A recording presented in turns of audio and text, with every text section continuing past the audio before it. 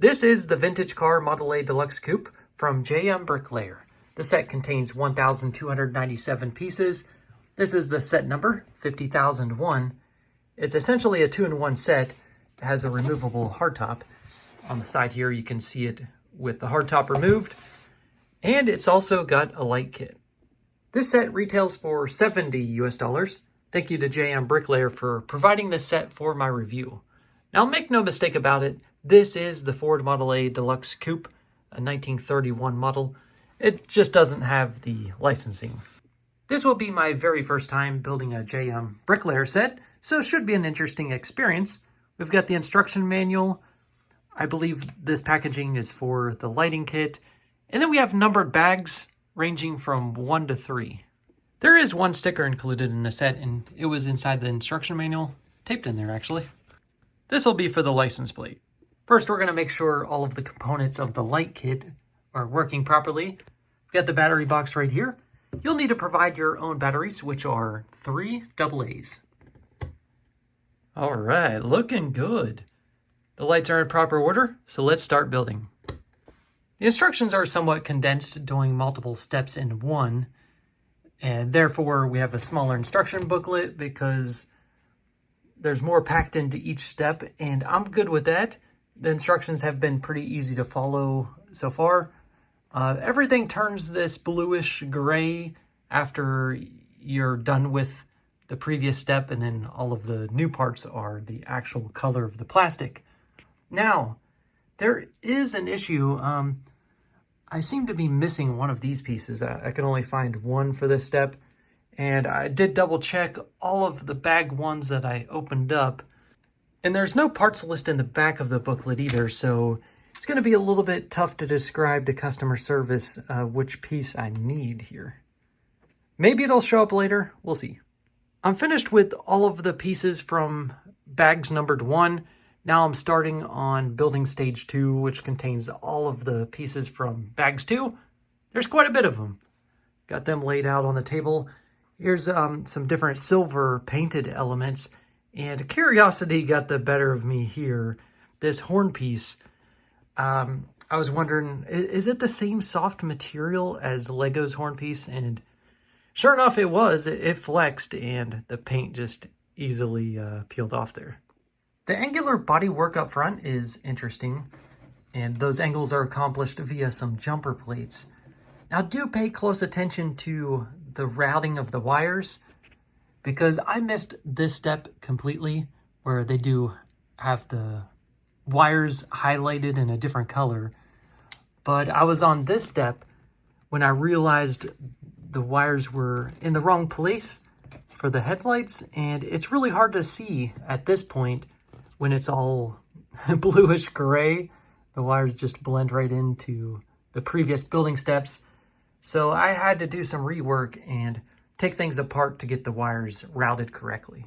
The instructions advise you to put all of the wiring under these tiles, which doesn't allow the tiles to sit flat.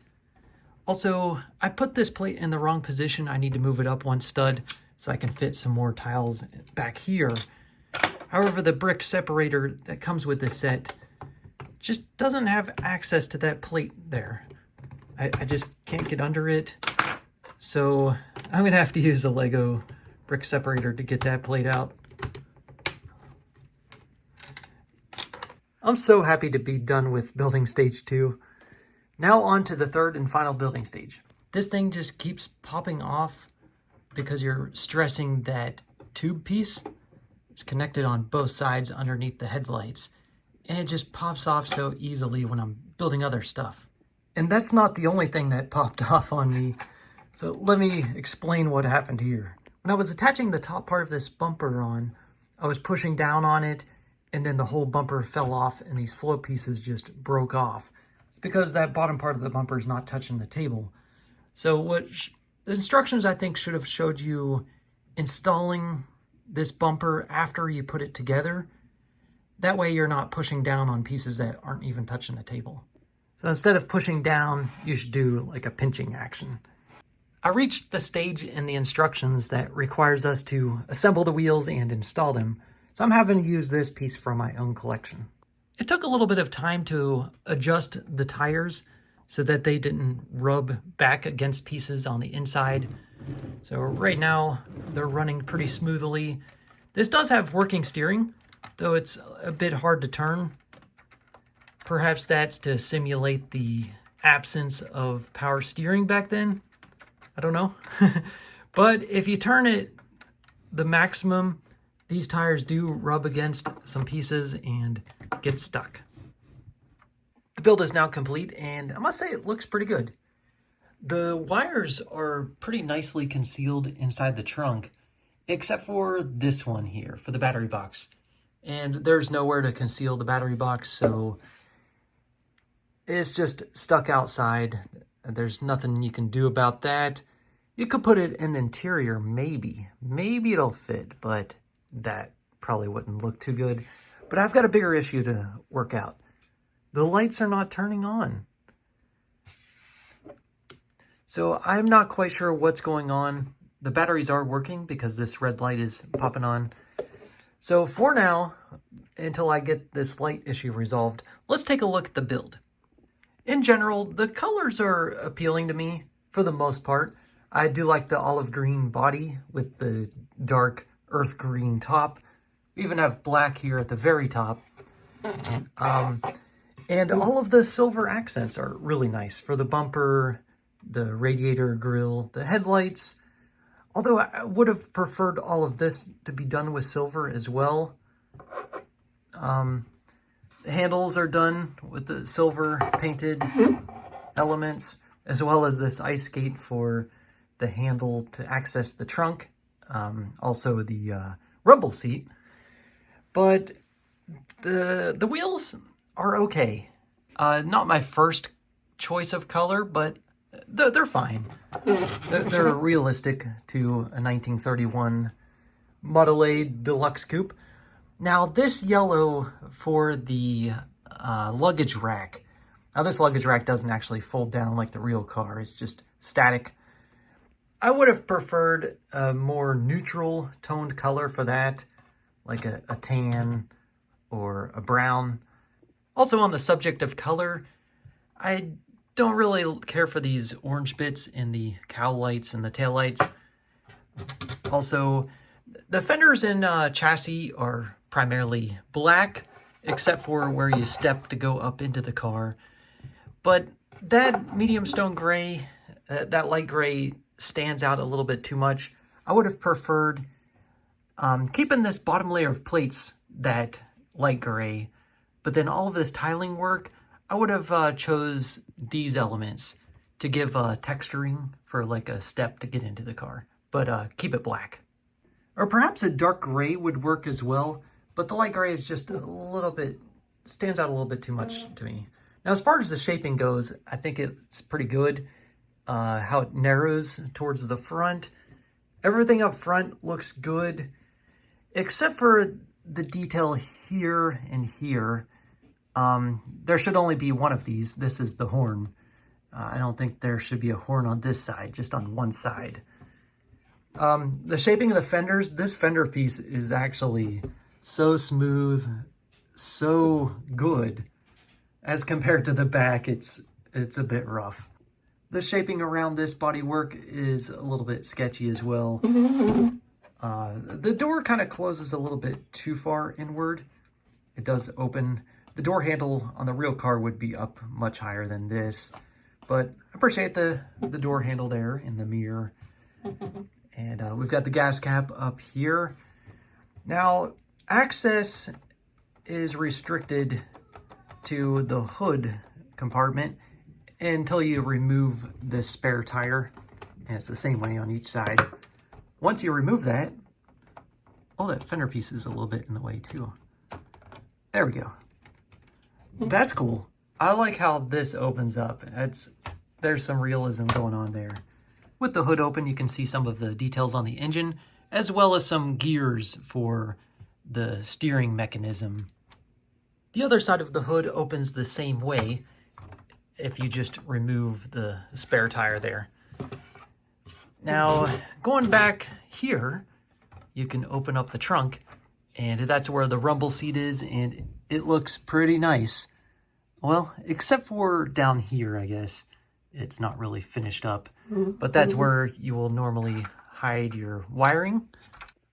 I absolutely love the Model A in real life, and the rumble seat gives it that extra character.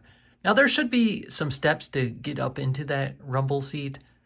They'd be small details, like there'd be a step right here on this fender, a flat part, not a curved part.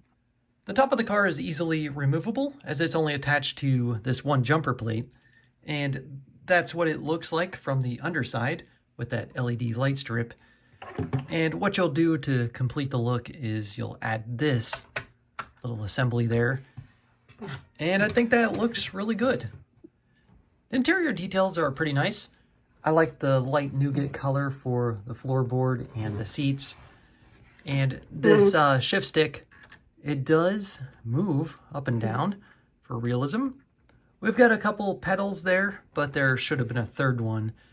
I can see this being the brake and clutch. There should have been a little round circular one for the gas. All the dash looks good to me, and except for that minor detail, I mean, we don't have a parking brake or the choke or anything like that, but that's a lot of that'd be a lot of detail for this scale of model and a brick built model. By the way, I did peel off all the paint on this horn piece, and it looks fine.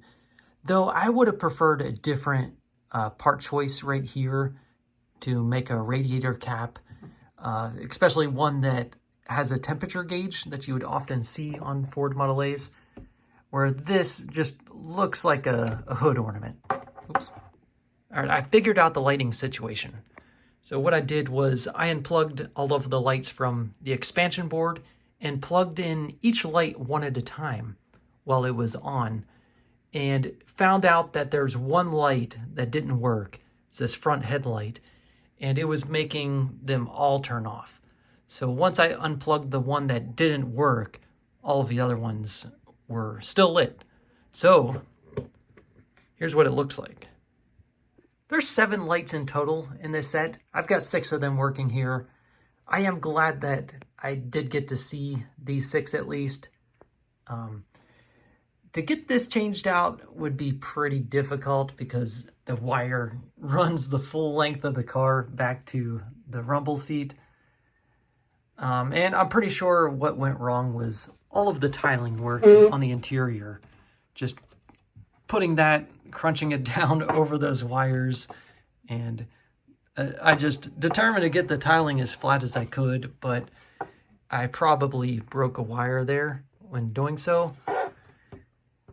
The lights themselves look great. They're bright. Though this bluish hue, I would have preferred a white or a light with a yellowish hue. That looks a little bit too modern. The taillights look great. Check out the car. I'll try it. Look at the lights.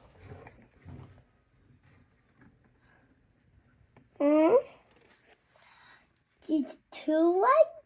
What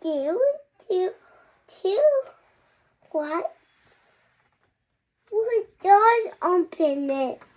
It's doors. Yeah, the doors open and close. Yeah.